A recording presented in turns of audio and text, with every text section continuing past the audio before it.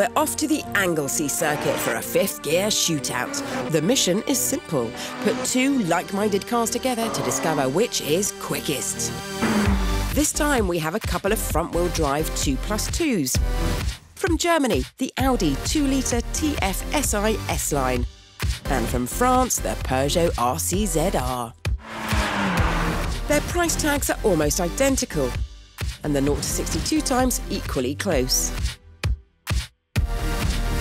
The Peugeot has a bit more power, but the Audi has a bit more torque.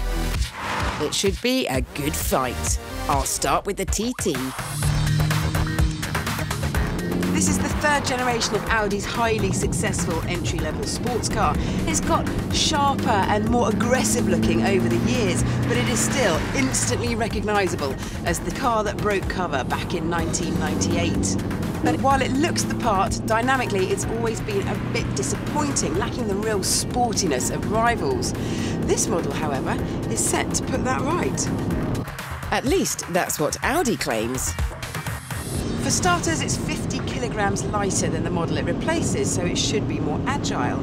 The overall length has stayed the same, but the wheelbase has got 37 millimetres longer, making it more stable, in theory. It's definitely agile and it's certainly stable, but it feels more like a high-performance hot hatch than a seductive coupe. So the driving experience doesn't quite match what's on the package outside. Isn't that true of so many things in life? And that's the trouble with this car. There's nothing that jumps out, grabs me and shakes my soul and says, "Come and drive me!" Okay, there's a selection of driving modes available, so time to select dynamic and set a hot lap. Grab fourth, over 100 miles an hour, 105, 110. Ooh. Feel the traction control working out how it can put its grip down best. The power delivery is nice and smooth, and the car does charge out of the corners once you're on full throttle. It grips well too. And across the line, what's the time? The Audi completes the lap in 1 minute 28.88 seconds. How will the Peugeot RCZ compare?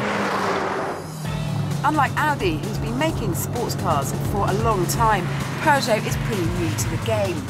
The RCZ was launched in 2010 to high acclaim. In fact, it instantly became one of my favourite all-time Peugeots ever. There was only one criticism: it wasn't fast enough. This R version is Peugeot's fix. It's got 70 brake horsepower more than the model beneath it, which is quite a lot in a car that weighs less than 1,300 kilos. All that from an engine that's a 1.6-litre turbocharged unit. Oh, hello, cheeky! That's what happens when you have a cold tyre and a slightly over-enthusiastic right foot. I can't really feel any torque steer, so the power is coming in smoothly and quite quickly. It revs. This is quite a revvy little monster. The red line starts at 6,000 RPM, and it's between 4 and 6 that it really sings, and it's in the sweet spot. But don't think the only advantage to having an R is the power hike. Oh no, Peugeot has thrown the lot at it. It's got different tyres, different dampers, anti-roll bar, torque sensing diff, even the gear ratios are different.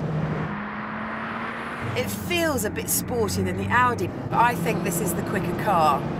Shall we see if I'm right?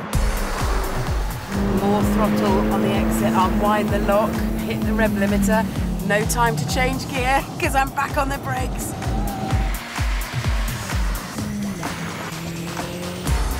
My predictions about the RCZ seemed correct, because by the halfway point it had already opened up a 1.3-second lead over the TT.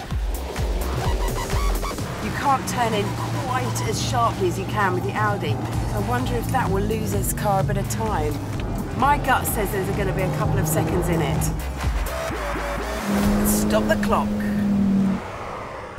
Not a bad guess. In fact, the RCZ crosses the line nearly 2.2 seconds ahead of the TT. There's no doubt the latest TT is a step forward dynamically from the previous model. However, as our lap times show, Audi still has work to do if it's to compete on track with the likes of Peugeot's sweet little RCZR. I'm going to demonstrate. I've drained the oil from this car and I'm going to show you exactly what happens when it all goes wrong.